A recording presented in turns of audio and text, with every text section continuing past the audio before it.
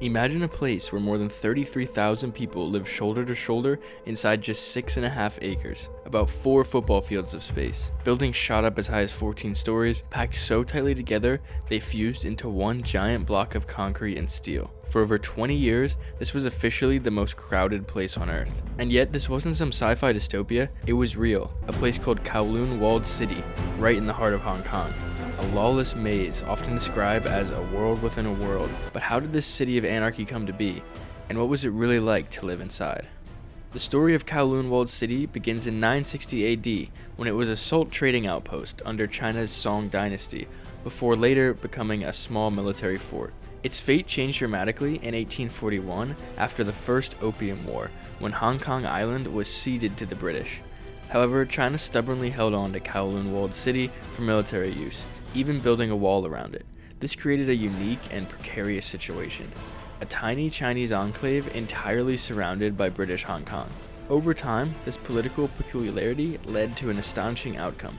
Neither China nor Britain wanted to govern the area, effectively making Kowloon Walled City lawless.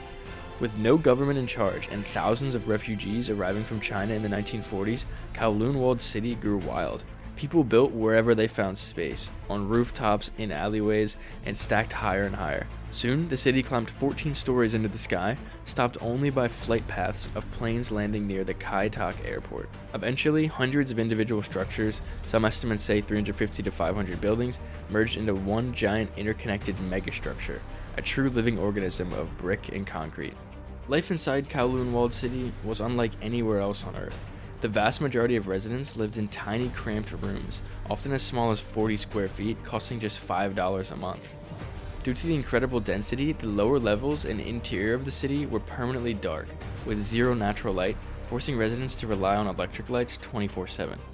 Alleyways, sometimes up to 3 to 6 feet wide, were often damp from leaking water pipes, and it was common to see garbage simply thrown out the windows or onto rooftops, leading to a catastrophic air quality.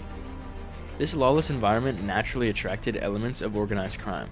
The city was largely ruled by the triads, who oversaw endless brothels, gambling parlors, opium dens, and later heroin trafficking. Police intervention was rare and limited to large, isolated raids. Yet amid the chaos, genuine life thrived.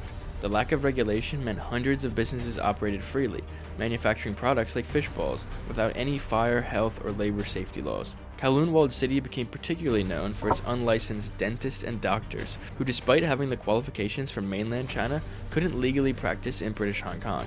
They offered cheap services, attracting patients even from outside the city. Despite the harshness, it was a self-sustained, tightly knit community. Residents often self-organized to tackle issues, forming groups to escort women, organizing garbage collection teams, and even settling disputes between businesses. At the very heart of this labyrinth, the historic Yamen Courtyard, the original administrative office, served as a vital social gathering place and the only area where sunlight could reach the ground level. This courtyard was so essential that the community itself restricted any new construction in this area, a testament to their need for continuity and stability amidst constant change. By the early 1990s, the unique conditions of Kowloon Walled City could no longer be ignored. In 1993, British and China mutually agreed to demolish the city, citing concerns over social conditions, fire risks, and structural instability. Residents received monetary compensation, and the once teeming megastructure was systematically dismantled.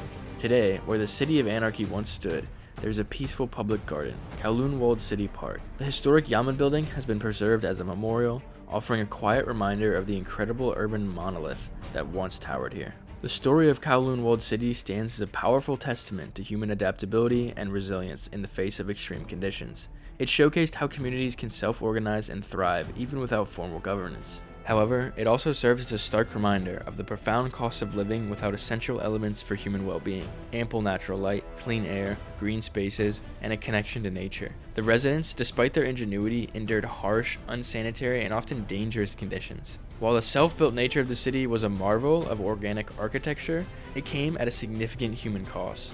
At Forever Green, we believe that every community deserves spaces that prioritize human health, connection, and a symbiotic relationship with nature.